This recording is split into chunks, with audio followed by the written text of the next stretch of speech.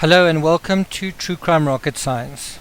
So another image has been released from the Lifetime movie coming on January the 25th. Confessions of a Killer. And to go by the title, the movie is based on the Confessions of the Killer. So it's basically dramatizing Chris Watts' version as it was, I guess, conveyed to the CBI.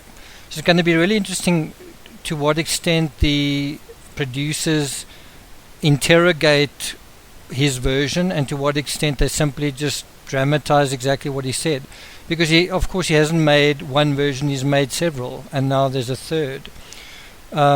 What's really stood out to me is this additional image which wasn't released by People magazine, of the family in the car. And so here you have the whole family. It's a totally different image to the sort of recreation of the porch image where Chris Watts is wearing like a red shirt. Here the whole family's in the car. This is not the kind of photo they would have taken because it's almost a fly on the wall type of photo. It's not like a selfie photo. It's not for Thrive.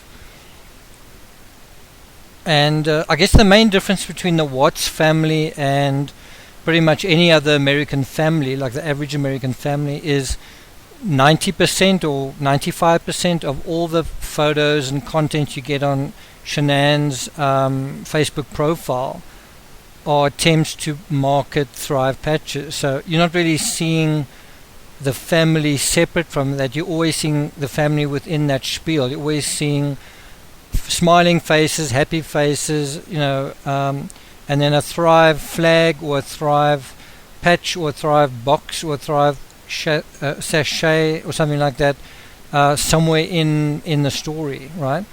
And the story that we don't see is the story beyond the Thrive story. And it's difficult to say that we're not seeing that because how do you know what you're not seeing, right? So in this episode we're going to spend a very short amount of time just thinking about this simple question. Is the depiction, just in terms of juxtaposing these images, is the depiction more accurate that the Watts family were an unhappy family, or were they a happy family? Before we get to that, please like, share, subscribe, hit the bell, and let's get started. Okay, so when we look at that image, it's sort of quite interesting how grainy and moody and sort of lacking in color, kind of desaturated the image is of the whole family.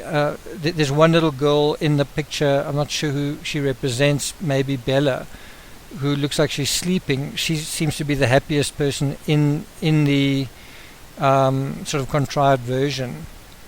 But if you go through the whole archive of photos on Shanann's Facebook, it's actually very hard to find a photo of her where she looks miserable. It's very hard to find a photo where she looks not happy. It's not as though there are none. There are a couple of photos where she's sort of showing that the children are sick or they're in hospital. But most of it, on average, the fairy tale is all smiles, fairy tale house, picture postcard family. And so when we do come across a image that breaks that spell, it is kind of shocking. And there is an image, I think it's on Shanann's text feed, I think from the Discovery, so it's not part of Facebook, that she shared sort of internally with her friends, and that's quite a shocking image where she says how exhausted she is and so on. And so it's easy to sort of lose sight of the fact that because of Thrive, Shanann is sort of compelled to sell a fairy tale, and that's what she was doing. She was selling a fairy tale. And people have bought it. She was effective at doing that. People have bought it. And, the question is, why would you want to divorce that? Why would you want to get divorced if you were happy? And isn't the answer, well, were they happy? I mean, if Chris Watts wanted to get a divorce, was he happy? Given their state of finances, were they a happy family? You know, just that on its own, were they a happy family? Were the children happy? Was Shanann happy? Was Shanann happy with her husband? Right?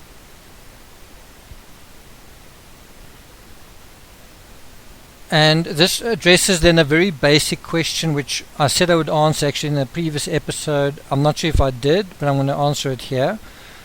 People have said, you know, why has Watts not showed any remorse? Like, they don't understand, like, why, you know, he murdered his entire family, his children, his pregnant wife. Why has he not shed a tear? Why has he not showed that he's sorry? And I've given a couple of explanations. There are a couple of explanations. I'm not going to deal with it exhaustively here, except to say, if you think of the crime as Watts's version of getting a divorce, and I realize that's quite a nasty way of saying it. I realize it's quite a euphemistic way of expressing it. But if you compare the crime itself to the ordinary psychology, and I realize it's not the same. It's not meat and potato psychology. It's criminal psychology versus ordinary psychology. But what I'm trying to simply address is this idea of remorse. Now, you yourself, if you're listening, you may have gotten divorced yourself.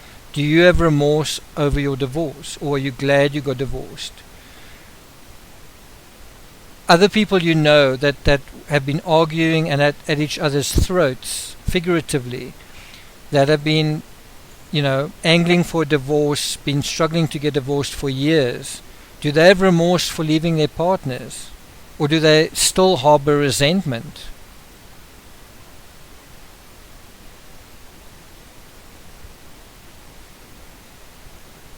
And then, you know, we asked a very, very simple question. Are you getting divorced because you're happy? Are you happy in your marriage? Are you happy with your partner?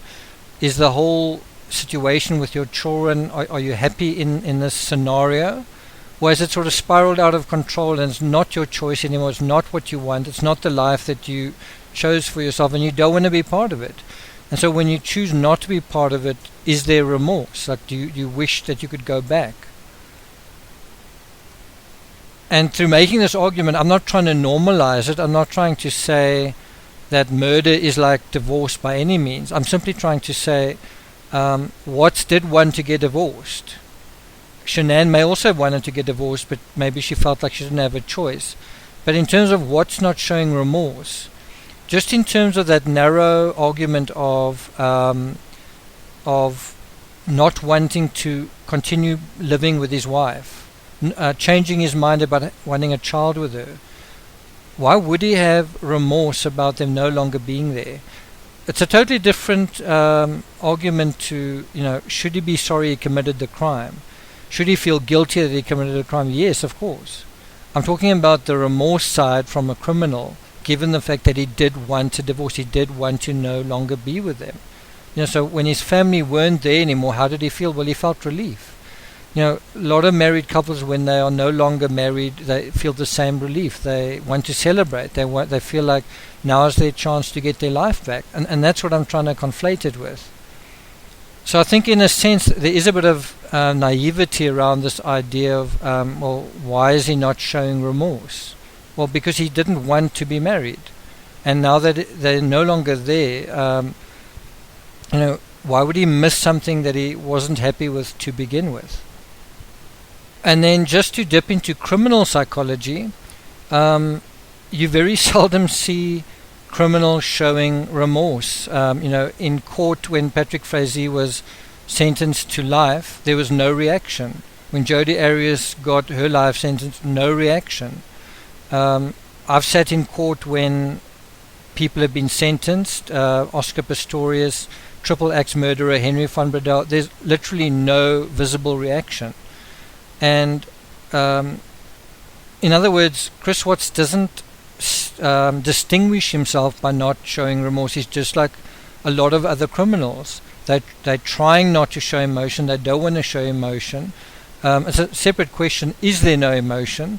I don't think there is remorse. I think these people chose to do what they did for themselves. Very strong reasons, not good reasons, but for reasons that they clearly thought about and they felt compelled to do. It was an irresistible feeling that they had. And then when the crime happened, they were resigned to it, and they were resigned to lying about it. So one must just think a little bit beyond that question. If you say, why didn't he show remorse? It's not then, well, he's got this disorder. You've got to go into the fabric of the crime and see why he wouldn't actually feel remorse. And so I do think it's a worthy experiment to look at these images, juxtapose them side by side. And you've got this weird inverted reality. You've got the real Watts family smiling, and then right beside it you've got the fake Watts family not looking very happy. And then the question is, between the real fakery and the fake reality, which one is actually real? And are you able to tell the difference?